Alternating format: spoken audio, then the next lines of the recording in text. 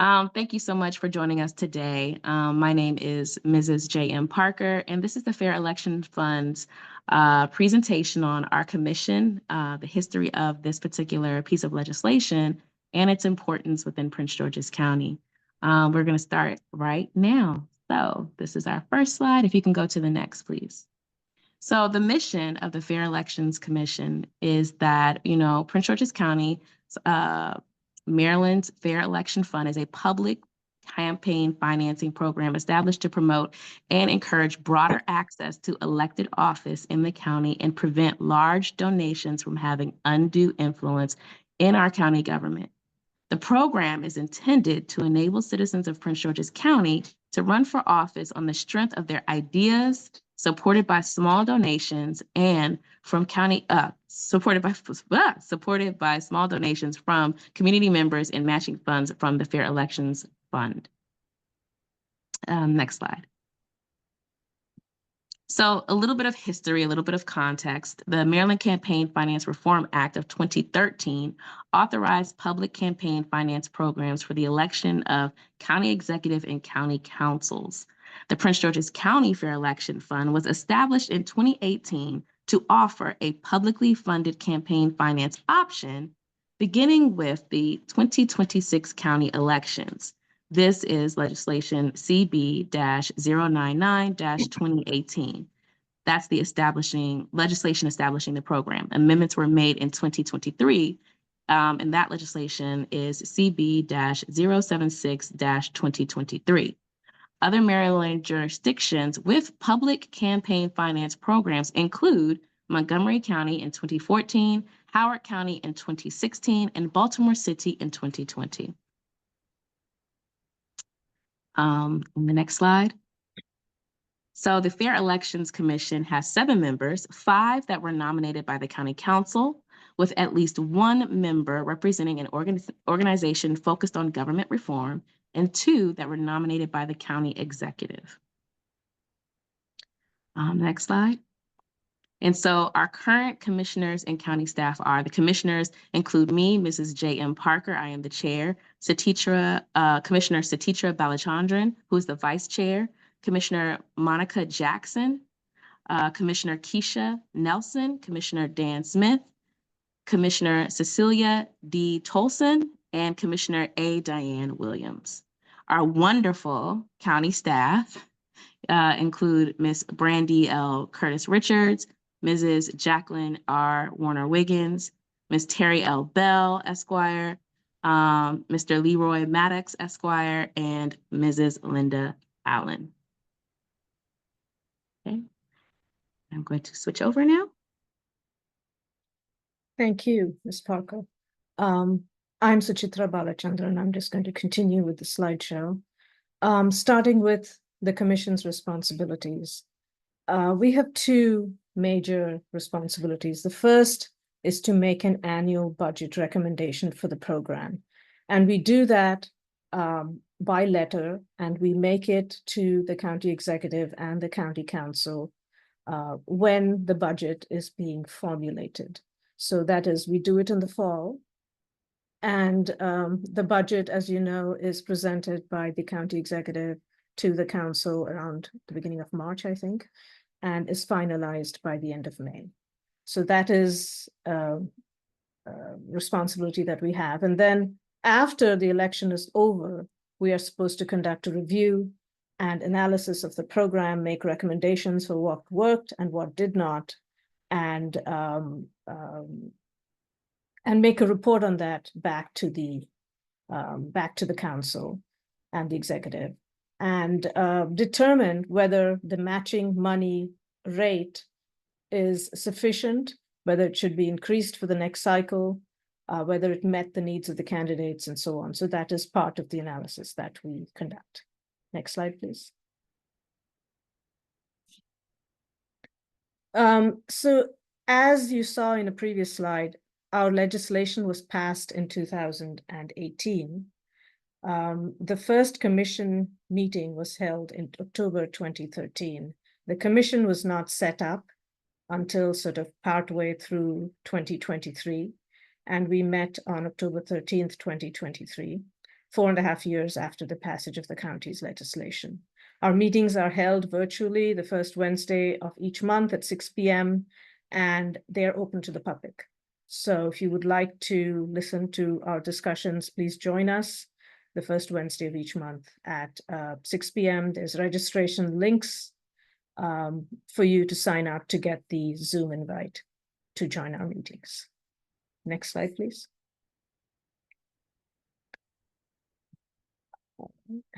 So, oops, I think I lost that. So what is the program? I wanted to sort of briefly explain how the public financing program works. You don't just walk in off the road and get public dollars. It is a long and arduous process to show that you are, one, supported by members of the community. So the process is the following. You first close any existing campaign account that you have from previous campaigns you may have run. You file a notice of intent saying that you're going to run publicly financed, and you open a new campaign account. And then you have to meet two benchmarks. And the benchmarks, the dollar amount for the benchmarks and the number of contributions vary depending on the seat. You must collect a certain amount of money, and you must collect it from a minimum number of donors. And all these donors must be county residents. And only if you meet these two benchmarks do you get certified by the State Board of Elections.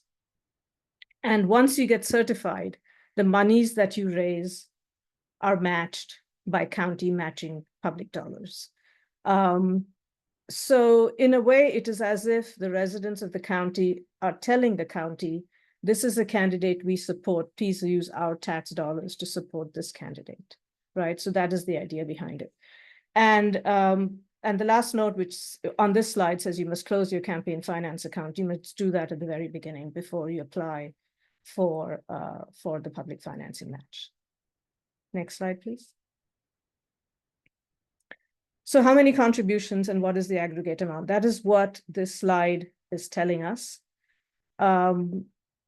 It says, so if you're running for county executive, you must collect 500 contributions, which total $40,000, right? And there is a limit to the size of the donation you can get from anybody in the county, and that is $250. And that applies uniformly across the board for all these races. So 500 contributions, totaling $40,000 if you're running for county executive, 250 contributions totaling $15,000 if you're running for an at-large seat, and 150 contributions totaling $7,500 if you're running for a county council district seat. Next slide, please. So this is a very interesting graph because it lays out exactly how the matching process works, right? The match is not a one-to-one match. It's not as if you give somebody $10 and the county gives $10. This program is called the Small Donor Funded Election Program for the reason that the smallest dollars from the financially weakest sections of our society are matched the greatest, right? So that their voice is elevated over the voices of donors with deep pockets. So if you give $25 to a candidate, that candidate gets $175 in matching money after they have qualified. Now, you don't get any matching money till you've qualified and met the benchmarks that were laid out in the previous slide. But once you've qualified, your $25 will get you $200 in the bank, not in the bank, in your campaign account. The next $50 is matched 5 to 1. So that gives you $250. And then the next $75 after that is a 1-to-1 match. And the match ends at that point. So $150 is the maximum amount of money that gets matched by the county. The remaining $100 you're allowed to give, but it receives no match. So if you get a total of $250 from a resident of the county, then you have an additional $500 added to that. So that makes it $750. So that's the amplification. That's the small donor funded program. And that's the public match that this legislation and legislation like this in other counties in Maryland say for the small donor program. Next slide, please.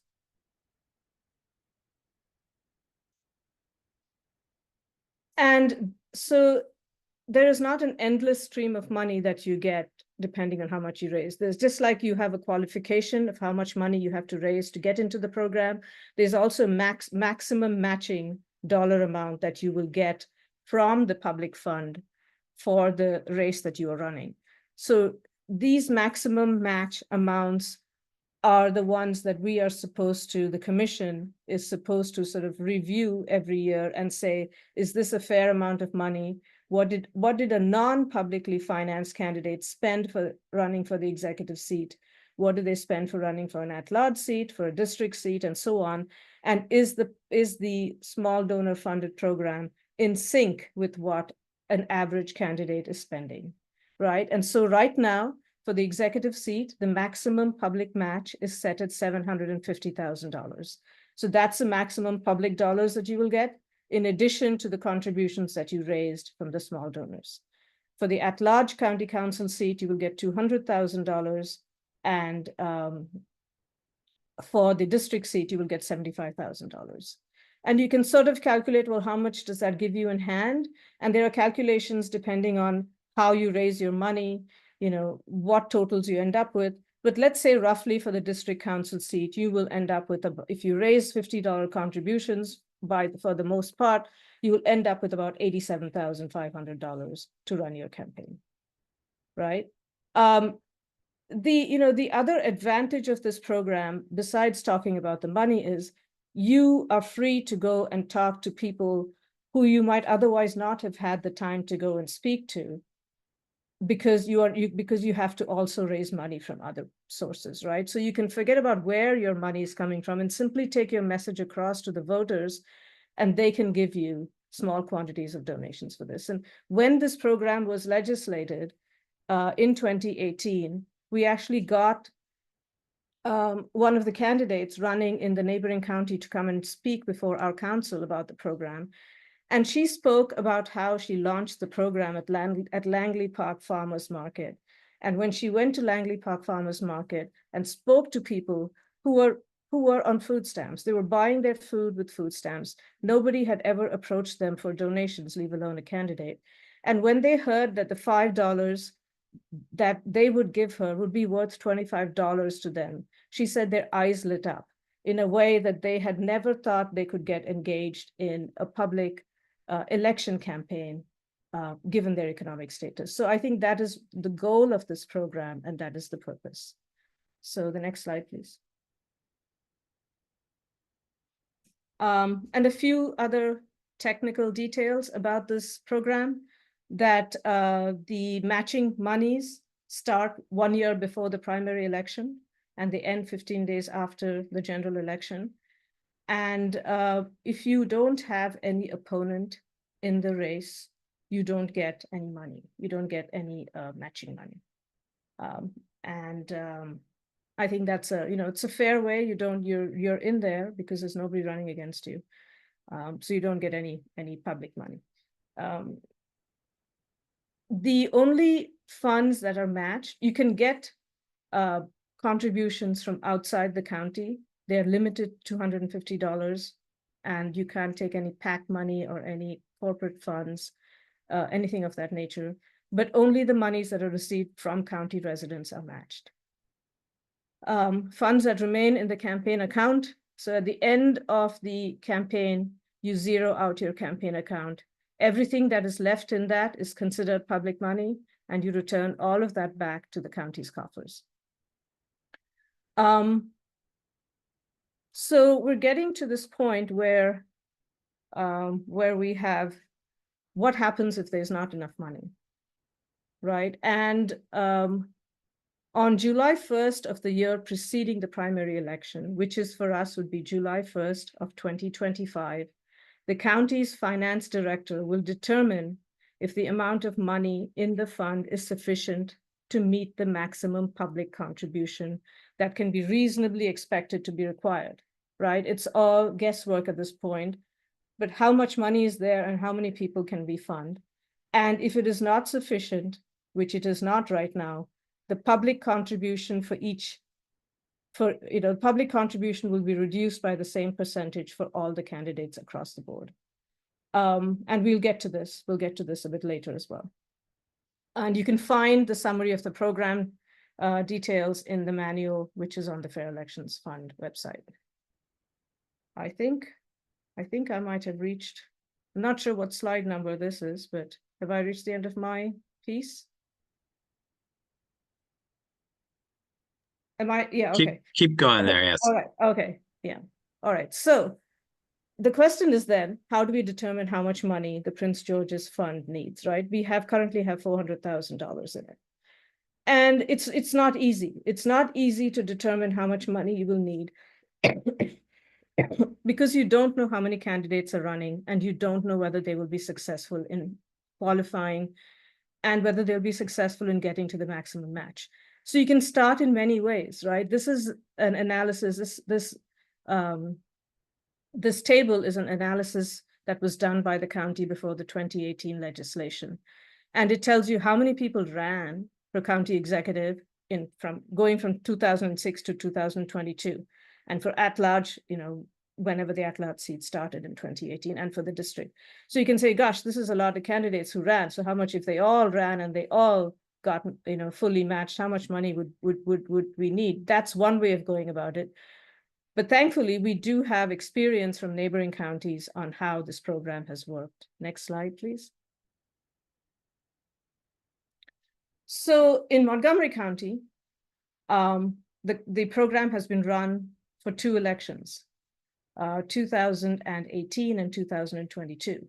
And we know for county council, for at-large, for district council, how many candidates ran and how many of them opted into the small donor public financing program. And so for executive, it has been about 30, once it was 50%, once it was 30%. And for all the other seats, it's been roughly around 30%. So 1/3 of the candidates chose to run publicly financed. The other 2/3 used the traditional route for their campaigns and did not use public finance. Continue, please.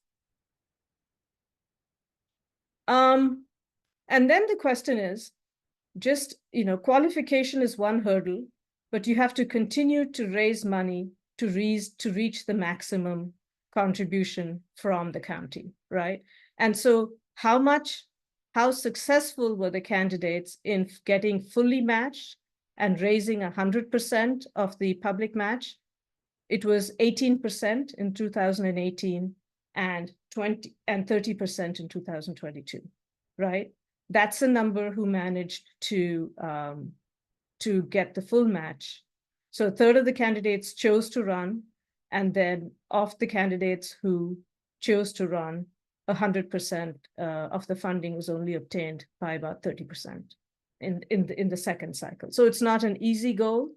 It's not meant to be an easy goal. It is public money you're giving to the candidates, and they have to show that they have the support of the community in order to get that money. Next slide, please. And this is the same view graph as that in a pie chart form. It tells you how the money that was allocated, how much of the money that was given out went to candidates who got 100% match. And you can see that it's about 30% of the candidates received it, and what fraction of the funds went to them. So there's analyses of this kind which gives you some idea that it is you have to, of course, make a guess when you put the money in of how many candidates may run and how many candidates will receive the full match for each of the seats. And so that forms part of the discussion, but keeping in mind all the time that no money is wasted. If candidates do not succeed in receiving the match, the money simply stays in the fund and it goes back into the public coffers at the end of the election. Next slide, please. So our minimal, was this you, Dan? Is this where you're starting? Or is it This still? is where we're going to transition. Okay, right, thank you. So it's all yours, Okay. Dan. All right, thank you, Commissioner. Yeah, I'm Dan Smith, and so another member of the commission. Thank you. So what in the development of the legislation, it was, and our deliberations was how many people are likely to run and use the public funding option. And so here's a scenario that is two candidates for each of the offices. Two for county executive, which means the fund would need, if they maxed out, $750,000 each. District council, 9 seats, 18 candidates. At large would be 4 candidates. So that was the scenario that was discussed a lot when the legislation was being developed and as we developed our recommendation. And so this is what we started with as, you know, as an optimal amount that we recommend to be in the fund, so that the candidates and the public could have confidence that those running could depend on having a fund. So that's 3.65 million. Okay, next slide.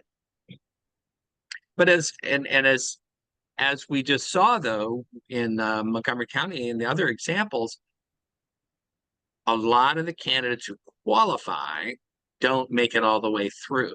So I think we could be a little bit,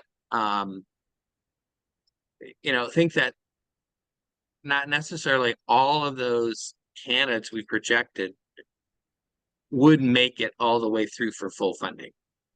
So whatever funds are available, on a sufficiency determination needs to be made.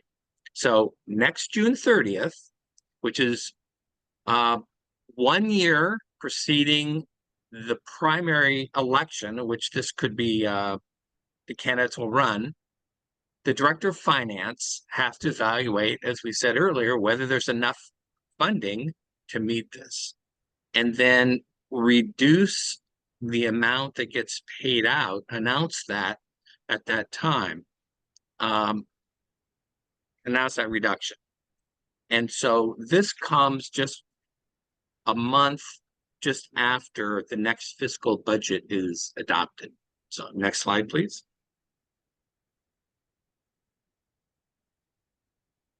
So here's just a quick overview.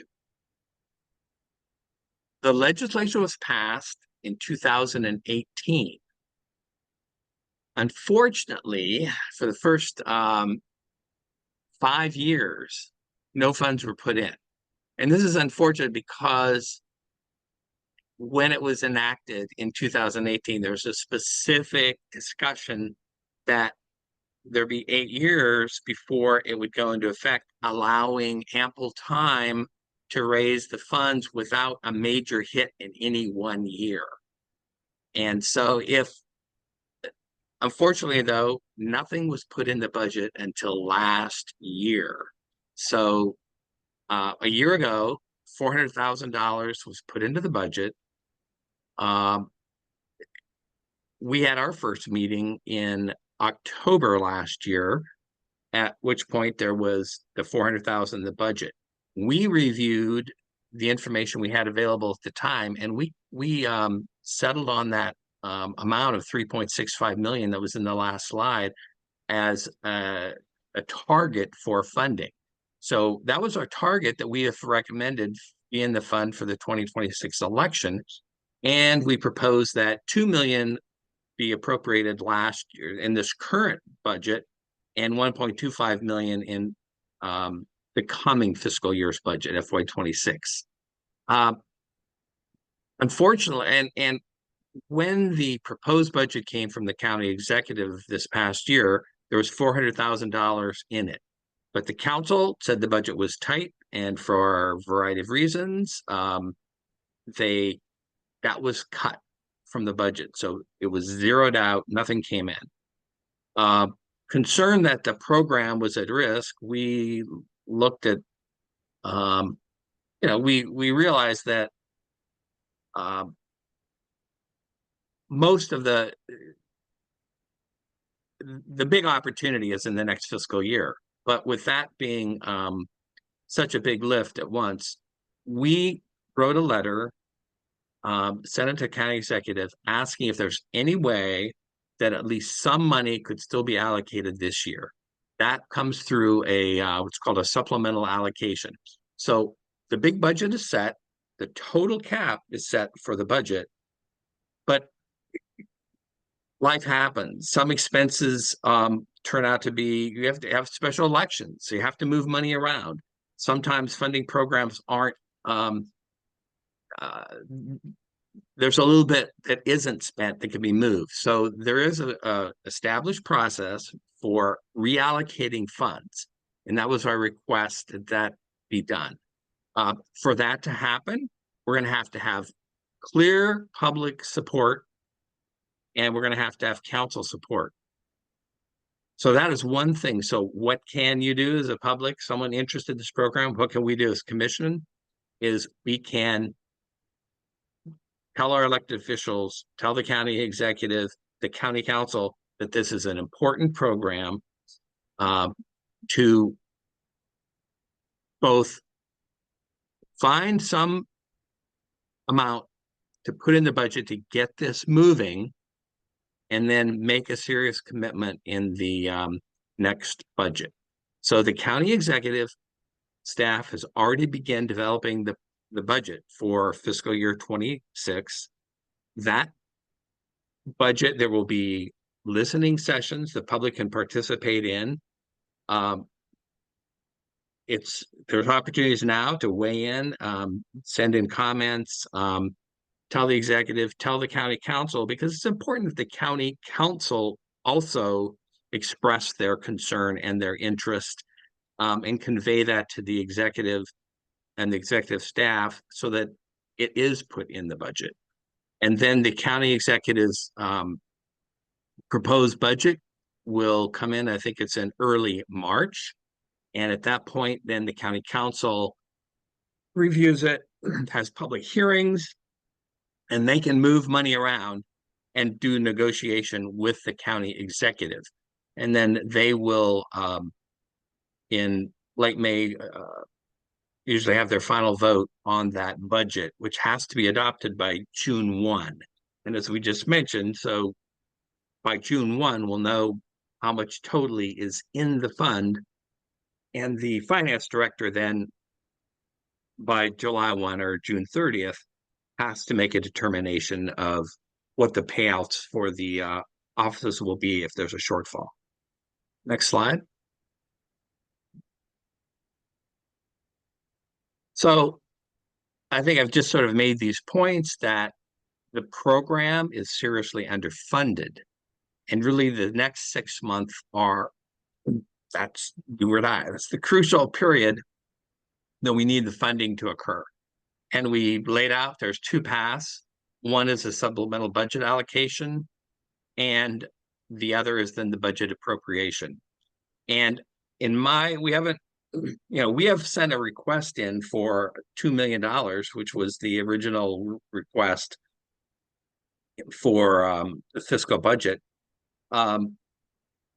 Personally, that is our formal request. I think I would be happy individually, and even if we had a supplemental appropriation, that was the amount that was in the original proposed budget from last year, $400,000.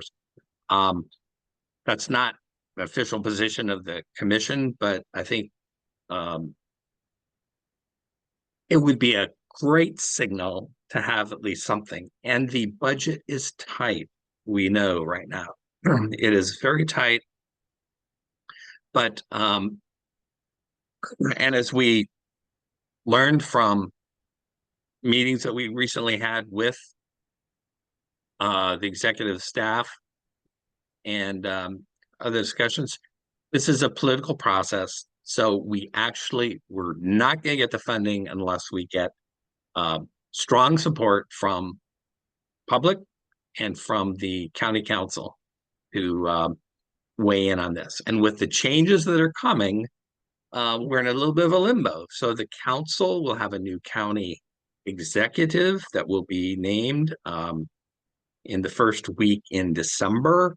And then depending upon how the current executive, our new senator, departs, and depending on when and how she departs, we're likely to have a special election for the county executive.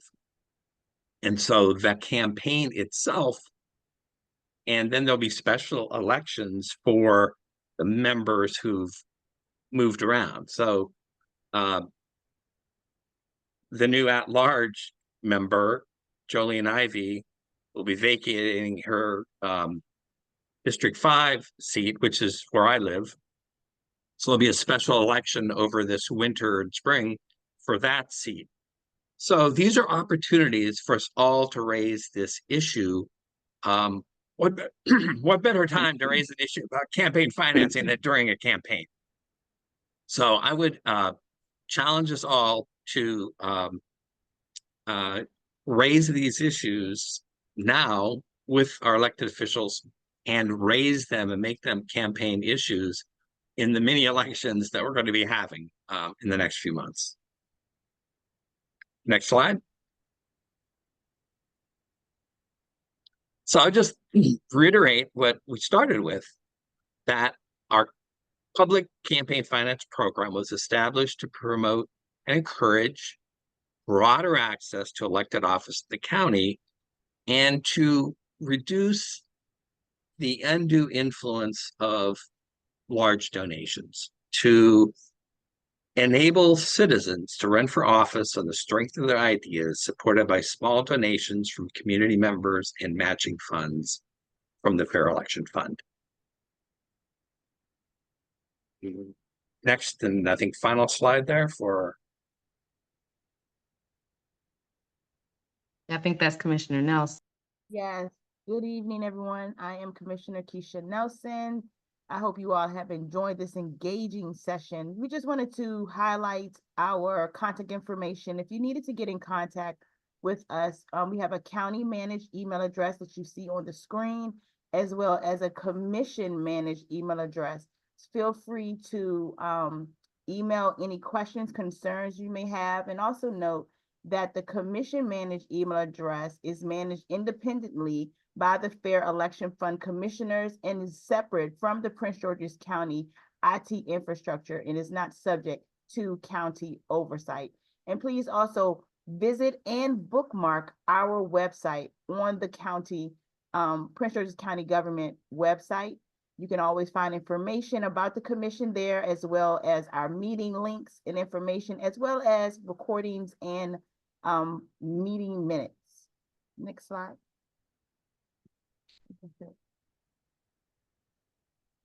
And we also welcome and invite you to ask questions in our Q&A. If you have any questions you want to pose to the commission at this time, our Q&A is also open. There are no questions in the Q&A at the moment. There is someone with a hand raised. I'm going to unmute that person to see if she would like to ask her question or give a comment out loud. Ms. Johnson, if you would like to ask your question, feel free to unmute your mic.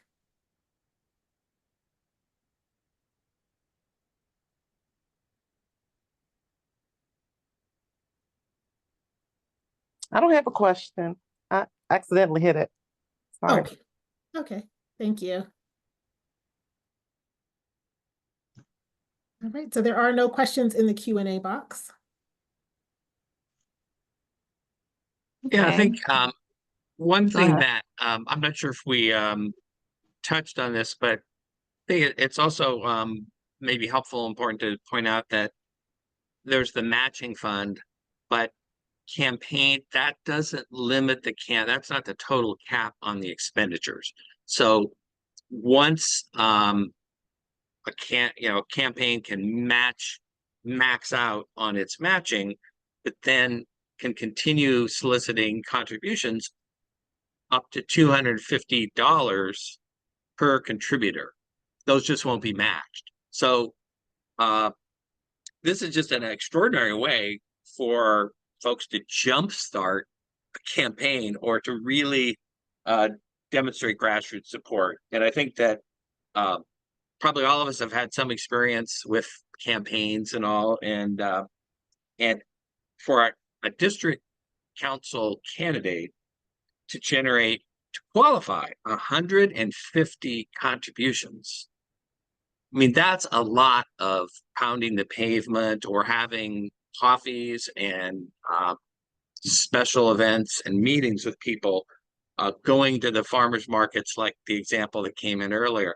So 150, and from those you have to get $7,500. That's it's a lot of work. And so I think it's really important that we can convey that this is not a giveaway. This isn't something that, oh, I want to run for office, so hand me some money and I'll run for office. One has got to earn this. And I think that is sort of the magic of this program. It was one of the great things that occurred when it was created. And so I'm just excited that the possibilities of seeing candidates really out in the public, pounding the pavement, getting their ideas, getting the support, or as was mentioned earlier, to tell somebody their $5 contribution or $25 contribution is going to get matched 7 times. I mean, that's a powerful incentive to get the attention, and I think will be a important thing for democracy in the county. So I'm excited that with the possibility, it's just a challenge to get that funding that we had hoped would be there by now because of the time, but it's going to be hard work on all of our part to achieve that, but let's try. Yeah, if I could add a point there, I think when you take your message out and when it resonates with the people who gave you that $5 or $25 will be telling their neighbors, you know, we have a great candidate running. I just gave him $25. And then they would listen to your message and they'd say, gosh, that would be great to have this person in office. That is how this message multiplies. The point is you have to be a candidate who is working for issues that people care about. And when they care about the issues, then the votes come and the dollars come. Thank you so much, commissioners, and thank you for everyone who came out tonight to hear the presentation, as well as those who will be watching this virtually as we send this out to different organizations throughout Prince George's County, and this will be up on the website for anyone to review. I think the important thing to take away from all of this conversation is that it is important to support your community and support those who are advocating for what is best for your community. And this is one avenue of how to do it. And since it is legislation, and since we are the commission to support it, we want it to run and operate to its best ability. And that means that we need money. So thank you so much for joining us. And we look to see you next month as well. Thank you so much. Yeah, thank you. And we're all available to come to public meetings or to help continue to get the word out. So please contact the commission at through the website or the emails.